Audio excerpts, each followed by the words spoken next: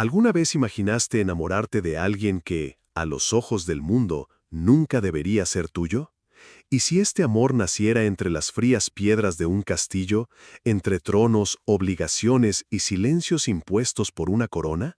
Pues bien, esta es la historia de un príncipe, heredero de todo un reino, y una joven doncella, invisible a los ojos de la corte, pero que llevaba en sus ojos el brillo de un alma libre.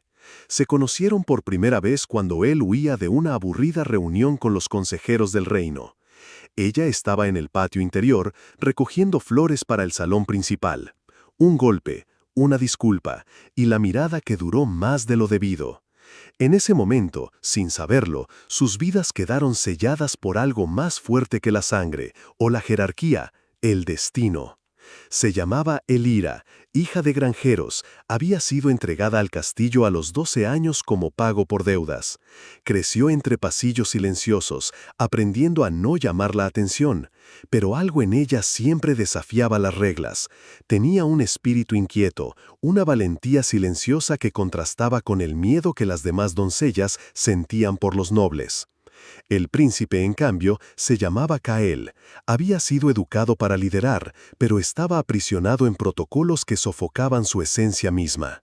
Odiaba las máscaras de la corte, las cenas diplomáticas y la idea de casarse con alguien por alianza y no por amor.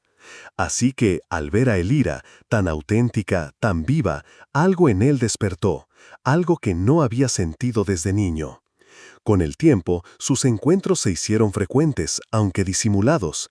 Él ponía excusas para ir a los invernaderos del palacio. Ella, aunque asustada, se permitía quedarse unos minutos más a su lado. Pero cuanto más crecía el sentimiento, más peligroso se volvía. Un día, uno de los consejeros del rey captó una larga mirada entre ambos, y el rumor se extendió como un veneno. La reina madre, implacable protectora de la línea real, llamó a Cael y lo confrontó. Ella le ordenó que terminara con ello de inmediato y prometió casarlo con la princesa de Eldoria en menos de 2 meses. El príncipe, indignado, amenazó con abdicar, pero su propio padre lo detuvo y lo encerró en los aposentos reales durante días. Mientras tanto, Elira fue expulsada del castillo y enviada a un convento en una región remota, acusada de traicionar la confianza de la corona. Pero el destino no se doblega tan fácilmente. En el convento, Elira descubrió algo más poderoso en su interior, el recuerdo de ese amor. Y cuando supo por una de sus hermanas que Cael sería coronado sin derecho a elegir, decidió escapar. Mientras tanto, Cael planeaba su propia huida, decidido a encontrarla.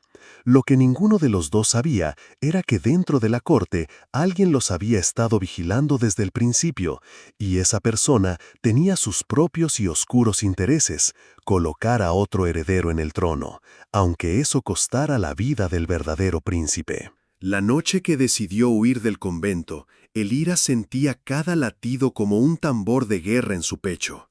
Las monjas dormían y el silencio de la madrugada parecía cómplice de su desesperación. No tenía mapa, ni comida, ni protección, solo un amor que ardía en su interior como una llama indomable. Caminó durante horas por el bosque, guiada únicamente por los recuerdos de los caminos que habían cruzado juntos, por los susurros de Cael sobre el río en el que le gustaba pensar, la torre que escaló en secreto, los sueños que ahora transformaba en rumbo. Mientras caminaba, sentía el peso del miedo, pero no se detuvo. Porque algo aún más grande que el miedo crecía en su interior, la certeza de que él también la buscaba, en algún lugar, de que ese amor no podía haber sido en vano. Mientras tanto, Cael libraba batallas invisibles dentro del palacio. Con cada hora que pasaba, sentía el dolor de su ausencia como una herida abierta. Sus ojos ya no brillaban en los pasillos, su voz ya no resonaba con firmeza ante los consejeros. Fingió resignación, pero en su interior preparaba su rebelión. Había logrado convencer a un anciano caballero leal a su difunto abuelo para que lo ayudara. Planeaba escapar la noche anterior a la ceremonia de compromiso con la princesa extranjera. No contaba con que alguien más lo vigilaba, el canciller Álvarez, un hombre ambicioso que veía el matrimonio del príncipe como la pieza final para consolidar una alianza política que finalmente lo pondría al mando del reino. Álvarez ya había enviado hombres en secreto a cazar a Elira, como si fuera una amenaza real, y para Cael era mucho más que eso, era lo único real en su vida. Mientras Elira continuaba su solitario viaje por las aldeas heladas y los caminos olvidados, las noticias se extendían entre las sombras. Algunos decían que el príncipe estaba enfermo, otros que se había enamorado de una extranjera. Elira no sabía en quién confiar. Dormía en graneros, mendigaba humildemente comida y por las noches escribía mentalmente cartas que nunca llegaban. Empezó a dudar si volvería a verla. Y en medio de esta angustia, el destino decidió poner a prueba su fe. Uno de los hombres enviados por Álvarez finalmente la localizó. Intentó huir, pero fue capturada. Pero lo que nadie esperaba era que uno de los caballeros del grupo fue de hecho el mismo al que Cael había convencido para que lo ayudara. En el momento en que la vio llevándose, el anciano caballero preparó su propia traición contra los conspiradores, y así, en silencio, el juego del destino comenzó a cambiar. El reencuentro no fue como en sueños, no hubo música suave, ni brisa fragante. Hubo un abrazo inmediato, hubo caos, hubo sangre, hubo lágrimas. Cuando Elira fue llevada de vuelta al castillo como prisionera, atada como una criminal, nadie sabía que Cael ya estaba al acecho, infiltrado con ropas comunes entre los guardias. Había llegado en plena noche, guiado por el anciano caballero y por una carta que anunciaba el paradero de su amada. Pero al verla así, dolorida, humillada, pero orgullosa, algo en su interior se quebró. No podía esperar más. La ceremonia de compromiso con la princesa tendría lugar en pocas horas, y Álvarez ya estaba preparando la corona para el golpe de estado silencioso. Cael tenía dos opciones: huir con Elira para siempre o convertir el castillo en escenario de la mayor conmoción en la historia del reino. En la oscura habitación donde Elira estaba prisionera, las frías cadenas le herían las muñecas, pero lo que más le dolía era el silencio. Pensó que nadie vendría, que Cael, al final, se había doblegado al destino. Fue entonces cuando oyó pasos. Al amanecer, luego con más urgencia, la puerta se abrió y allí estaba él, pero no como un príncipe, como un hombre destrozado por el anhelo. Sus ojos se encontraron con los de ella durante un instante eterno. Elira intentó hablar, pero él solo cayó de rodillas ante ella, rompiendo las cadenas con una llave oculta y susurrando: «Nunca más dejaré que te arrebaten de mí». El tiempo pareció detenerse, pero antes de que pudieran escapar, un grito resonó en los pasillos.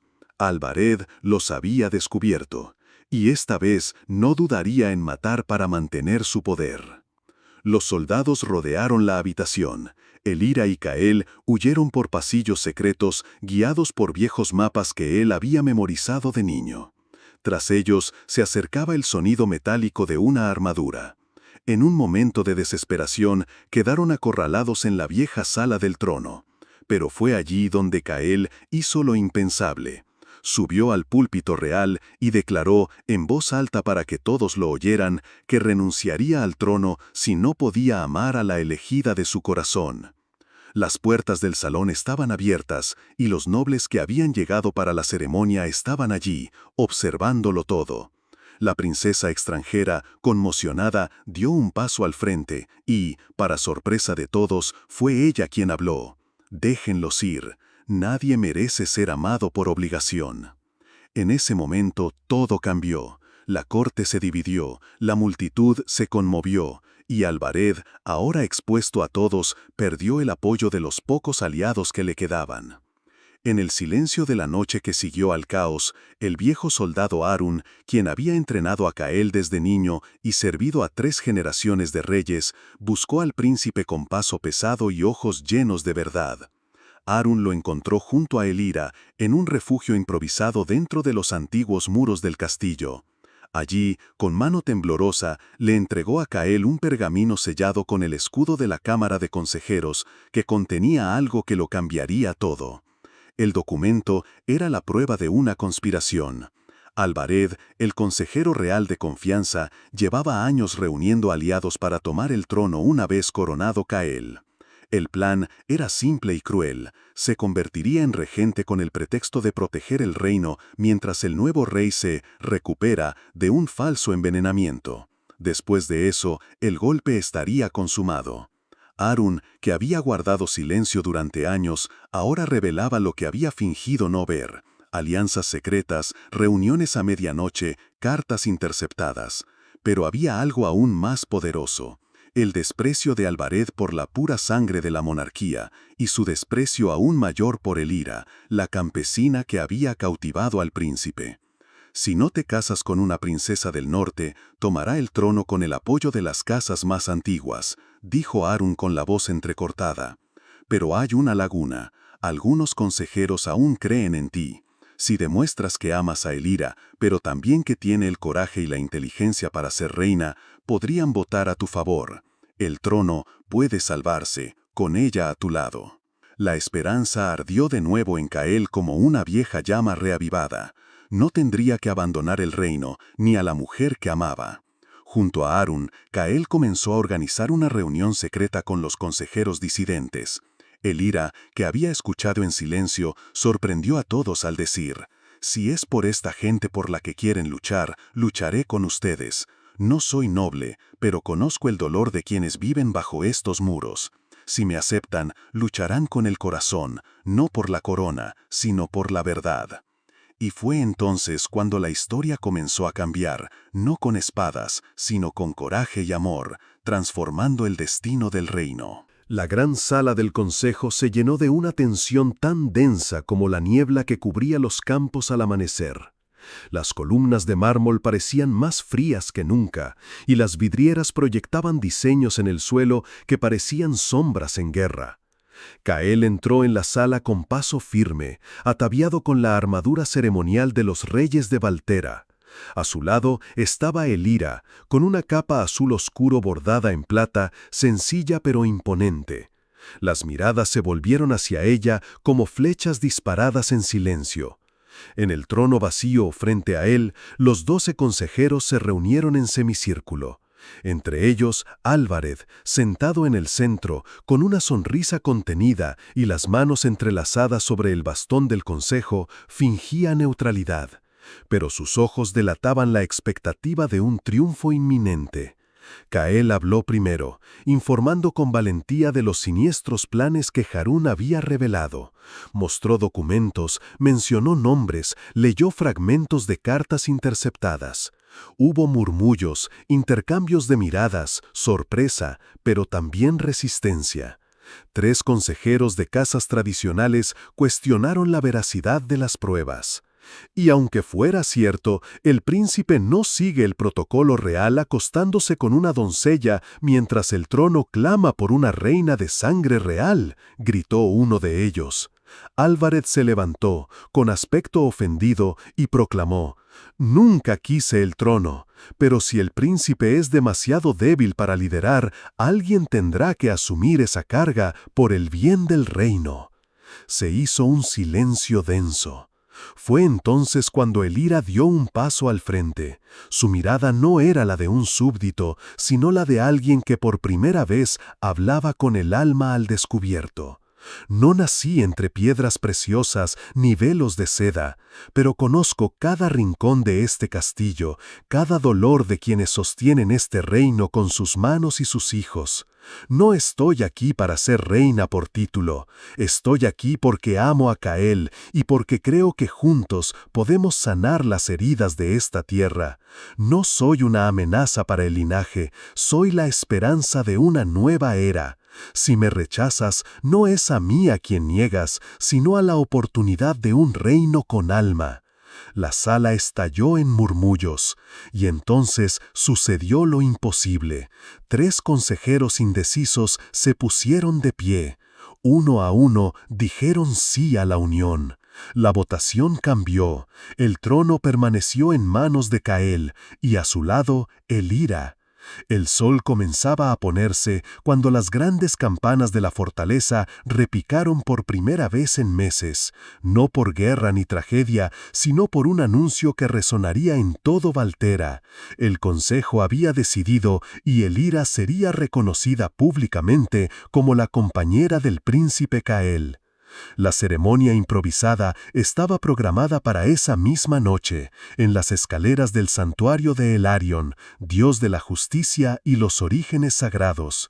La gente se reunió en masa en la plaza, frente al templo. La mayoría no entendía exactamente qué había cambiado, pero percibía el nuevo aroma del cambio en el aire.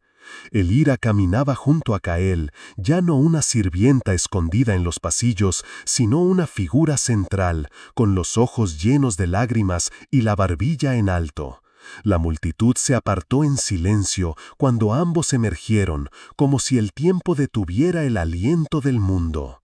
El gran vicario dio su bendición, titubeante al principio, pero declarando con firmeza que el amor verdadero, si es justo y puro, tiene tanto derecho al altar como cualquier sangre real.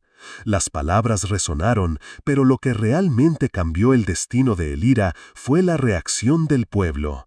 Una mujer entre la multitud gritó: «Cuidó a mi hijo en el hospital del pueblo». Otra: «Me enseñó a leer cuando ni siquiera los sacerdotes querían».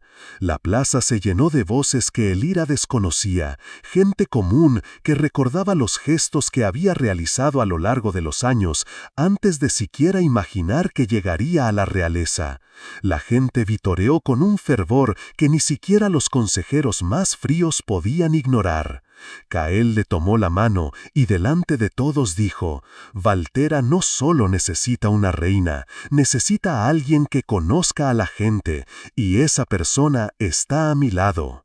Pero mientras las campanas aún sonaban y el pueblo celebraba, una figura sombría observaba desde las torres en ruinas del antiguo cuartel general de los generales depuestos. Harún, antiguo aliado de Álvarez, ahora caído pero aún no derrotado, aferraba un pergamino con el símbolo negro de la Orden del Sol destrozado, una secta secreta de nobles exiliados que juraban venganza contra la línea real. Con los ojos encendidos de rabia murmuró: «Puede que el pueblo ya no haya ganado hoy, pero la oscuridad protege a sus propios herederos». Una nueva amenaza crecía silenciosamente. El amor entre Cael y Elira había vencido al primer desafío, pero la verdadera guerra aún estaba por comenzar. El tiempo no había tenido piedad. Menos de 2 lunas después de la aclamación de Elira, la vida en el castillo había cambiado drásticamente. La antigua sirvienta se había convertido en la reina consorte de Valtera, pero la corona pesaba mucho. No por el oro de su estructura, sino por la mirada penetrante de los nobles, los susurros en los pasillos y, sobre todo, la amenaza invisible que comenzaba a infiltrarse en los cimientos del reino. Elira no era solo una mujer enamorada del príncipe, ahora era el puente entre el pueblo y el trono, y eso la convertía en blanco de quienes creían que la sangre solo debía provenir de la nobleza.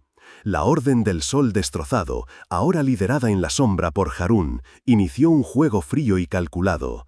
Nada de guerras abiertas ni espadas en alto, no, atacarían desde dentro, lentamente, como veneno. La primera señal fue casi imperceptible. Un consejero cercano de Cael fue envenenado durante un banquete. Su cáliz nunca fue recuperado.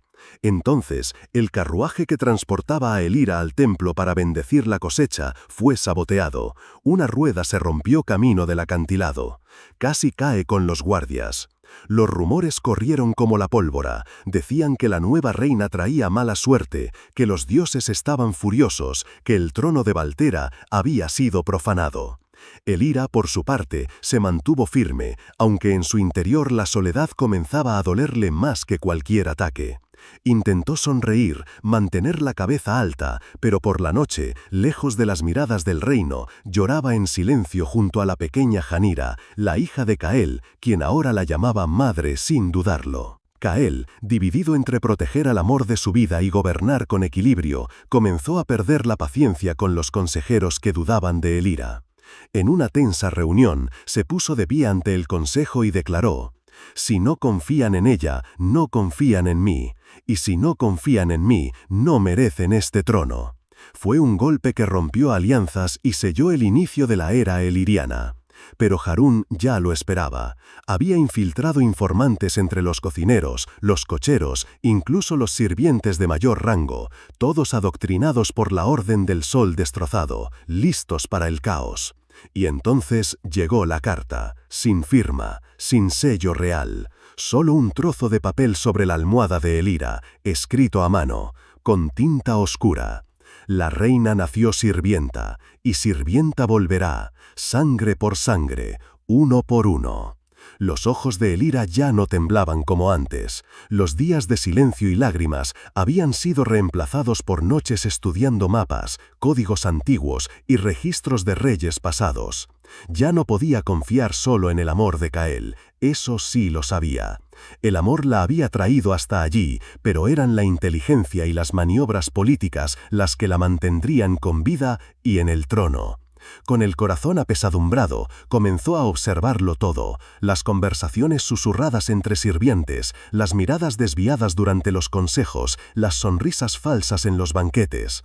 Y poco a poco empezó a actuar. Su primera alianza fue con Lady Meira, una consejera renegada, hija bastarda de un antiguo duque que vivía al margen de las decisiones de la corte. Meira conocía los entresijos del castillo como nadie y sabía cómo operaban los nobles en la sombra. Más tarde, Elira se ganó la confianza de dos hermanos gemelos, Orren y Zalen, hijos de un comerciante caído en desgracia. Inteligentes, discretos y leales, a quienes respetaban al pueblo, eran espías natos. Allí se formó el embrión de un consejo secreto, un grupo silencioso que se reunía en cámaras ocultas tras los tapices del salón de mármol. Disfrazados de reuniones religiosas y momentos de caridad, Elira comenzó a indagar qué consejeros permanecían leales al trono y cuáles estaban comprometidos con la Orden del Sol destrozado. Con cada nuevo descubrimiento, una pieza del tablero se movía. Pero sabía que no podía precipitarse. Harún tenía la mirada puesta en todas partes, y cualquier desliz podía ser fatal. Sin embargo, fue una doncella llamada Nael, de apariencia ordinaria y pasos apenas perceptibles, quien trajo la primera gran revelación. Los nombres de 4 consejeros que se reunían en secreto en las catacumbas del Templo de la Luz Sagrada, una fachada utilizada por la Orden. Nael había oído juramentos, nombres y fechas. Elira no la despidió. Al contrario, la recibió como una dama de confianza y, en secreto, la promovió como la principal oyente de los mensajes cifrados que se extendían por las salas del castillo. Ahora, con las primeras piezas de su propia red establecidas, Elira comenzaba a convertirse en algo que ni siquiera ella había imaginado: una estratega, una verdadera reina.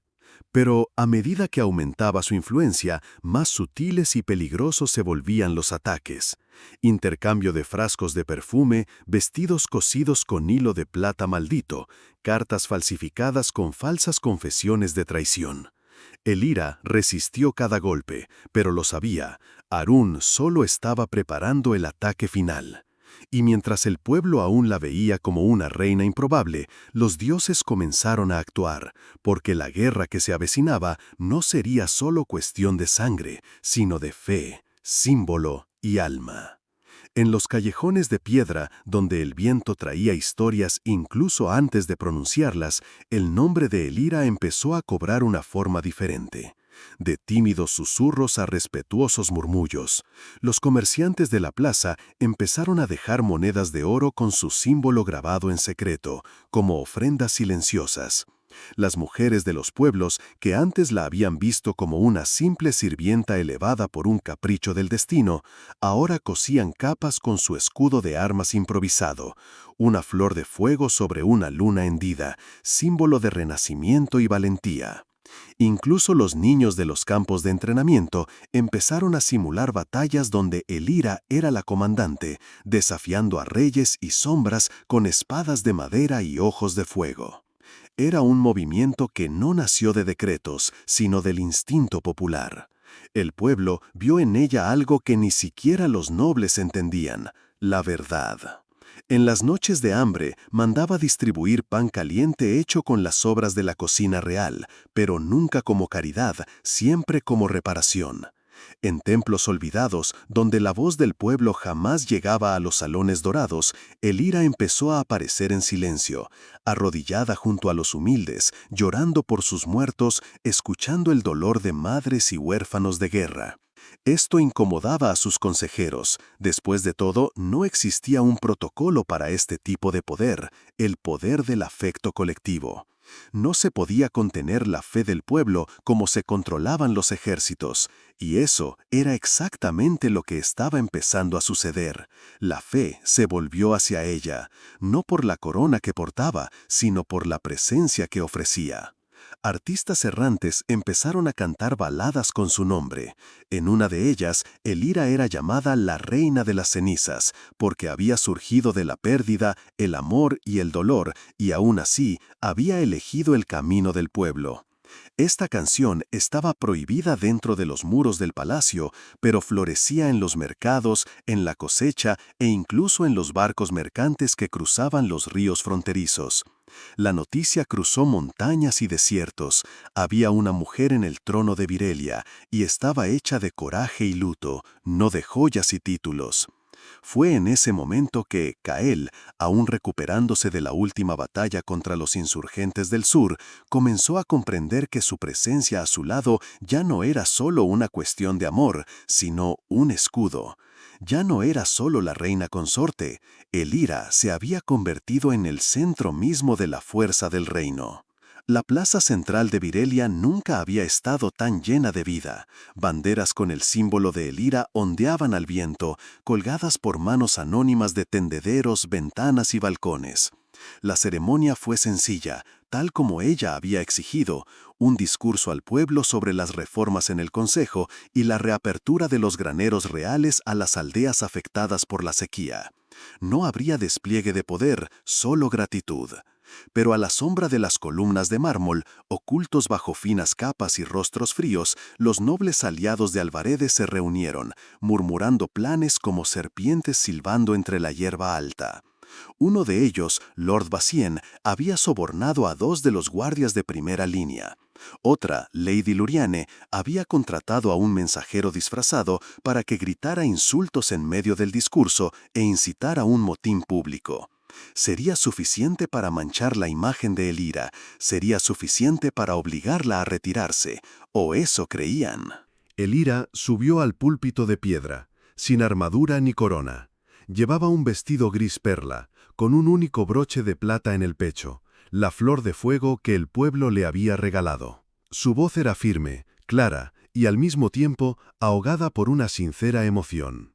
Habló de la justicia, del pueblo olvidado, de los niños enfermos en las afueras del reino. En medio de su discurso, el grito ensayado rompió el silencio. «No eres de sangre real, este trono no te pertenece». Elira se detuvo. El eco era penetrante. Un murmullo recorrió la multitud, pero antes de que pudiera responder, ocurrió algo inesperado. Un anciano campesino, encorvado por la edad, avanzó entre la multitud y se paró frente a ella. Gritó con voz temblorosa: «¿Acaso no es de sangre real? Es de la sangre del pueblo. Lloró por nuestros muertos mientras los nobles brindaban con vino». Otra mujer, una madre con 2 hijos en brazos, alzó la voz: «Salvó a mi hijo con medicinas que ningún señor nos dio. Elira es nuestra reina». El tumulto se convirtió en una cadena viviente. Un grupo de jóvenes retuvo al supuesto mensajero y reveló su engaño. Los guardias sobornados se retiraron, aterrorizados por la fuerza popular. El pueblo se había alzado, y Elira, con lágrimas en los ojos, comprendió.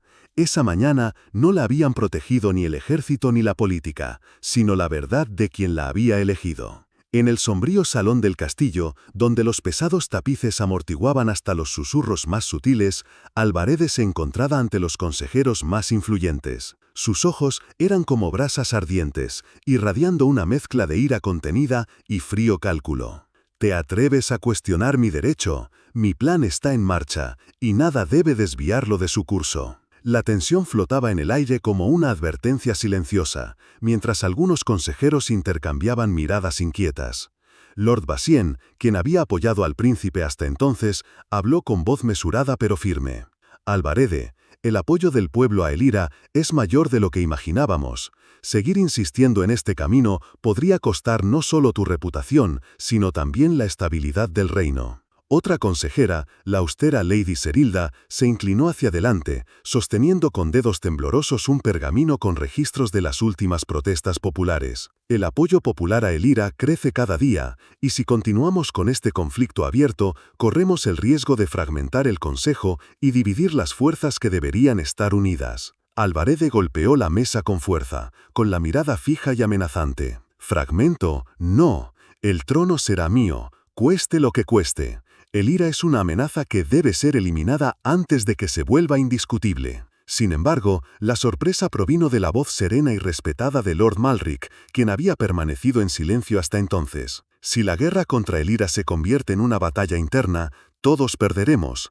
Quizá exista un camino diferente, un compromiso, un matrimonio que fortalezca la unidad del reino sin provocar más derramamiento de sangre. Albarede entrecerró los ojos, como si sopesara la traición o la oportunidad. El consejo guardó silencio, consciente de que estaba a punto de tomarse una decisión crucial, y de que el destino del reino podía depender de la ambición y la prudencia. Cuando la noticia de la agitación en el reino de Cael llegó al rey Esteban desde un territorio vecino, la vio como una oportunidad no solo para fortalecer alianzas, sino también para asegurar la paz en la región. Con un ejército leal y una reputación de gobernante justo, Esteban cruzó las fronteras a bordo de una caravana de esperanza. Su llegada al castillo fue recibida con una mezcla de sorpresa y alivio. Para el pueblo y para Elira, la presencia de su rey aliado significaba que la luz finalmente podía disipar las sombras de intriga y traición que los habían amenazado durante tanto tiempo. Esteban, con palabras firmes, declaró su apoyo a la reina legítima, reafirmando que ningún usurpador podría empañar la corona que la justicia y el corazón del pueblo habían coronado. El destino de Albarede, sin embargo, quedó sellado con la misión para la que fue enviado: una feroz batalla en la frontera del reino. La venganza y la gloria fueron las motivaciones que lo llevaron al campo de batalla, pero lo que encontró fue el fin prematuro de su ambición. La muerte de Albarede resonó no solo en los salones del castillo, sino en los corazones de quienes, como Elira, anhelaban un futuro libre de las sombras de la traición. Su caída marcó el fin de la amenaza directa al trono, allanando el camino para que la reina consolidara su reinado con mayor seguridad y esperanza. En el tiempo, Elira descubrió que la vida le reservaba una bendición aún mayor: el embarazo de gemelas, herederas de un reino que había aprendido a amar y respetar el verdadero poder del liderazgo femenino.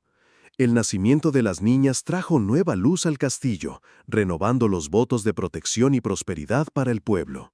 Bajo su reinado, que se extendió en armonía y justicia, Elira se convirtió en la reina del pueblo, una monarca que no solo gobernaba, sino que también cuidaba e inspiraba. Su historia, marcada por luchas, alianzas y amor, se convirtió en leyenda, una historia de valentía y esperanza para todas las generaciones venideras. El castillo se llenó de luces y música en una celebración que pareció abarcar a todo el reino, porque esa noche el príncipe Cael, con el corazón lleno de amor y gratitud, ascendió al centro del gran salón ante los nobles y el pueblo unido. Con voz firme y ojos brillantes de emoción, declaró ante todos que Elira no solo era la reina legítima, sino la mujer que había conquistado su alma y el respeto de todos los habitantes de ese reino. Ante la multitud reunida, prometió amor eterno, lealtad inquebrantable y protección a ella y a sus hijos, consagrándola oficialmente como la reina más amada y venerada que jamás haya existido. Y así, entre aplausos, lágrimas y sonrisas, su amor se convirtió en leyenda, un faro de esperanza y justicia que iluminaría para siempre el camino de ese pueblo. Si te conmovió esta increíble historia de amor, valentía y superación, no olvides suscribirte al canal para no perderte ningún capítulo de esta saga y muchas otras fascinantes historias que están por venir. Comparte este video con tus amigos y familiares para que más personas se inspiren en la fuerza y la pasión de Elira y Cael. Deja un comentario abajo con lo que más te conmovió de esta narrativa y qué historias te gustaría escuchar en futuros videos. Tu participación es muy importante para que juntos podamos crear un espacio lleno de emoción e inspiración.